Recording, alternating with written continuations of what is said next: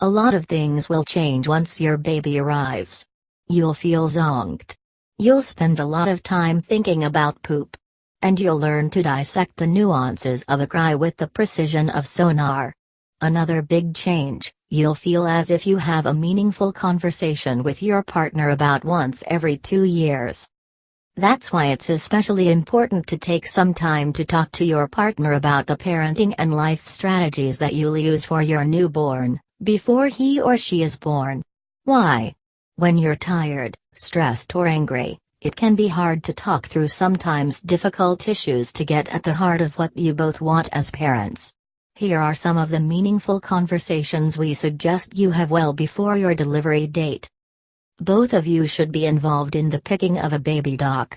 That means getting references from other parents, interviewing possible doctors and talking about what kind of pediatrician you want, in terms of how he or she handles health issues or how the office is run, which may be very important if both of you will be responsible for taking the child in for sick visits amid work schedules. Nothing says you can't change pediatricians if you don't mesh well after a few visits, but before you make a decision, talk to your partner about what qualities are important. Few hotter buttons exist than the one surrounding the issues of vaccines. There are so many stances and so many nuances to the issues that we find many parents just haven't talked through how they feel about them. While the issues are much too complicated to try to outline here, we recommend you do your homework and talk things out. For the record, we do believe in following the American Academy of Pediatrics guidelines.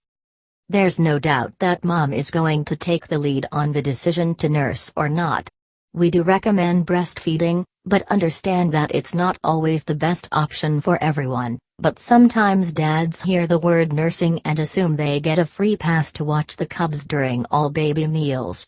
That's why it's important to outline expected duties for both of you, that is, if mom is feeding every couple of hours for the first 3 months, dad can bring baby to mom in the middle of the night.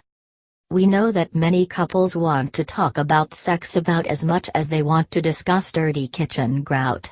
But the reality is that you have no idea how you're going to feel for the first few months after giving birth, physically and emotionally.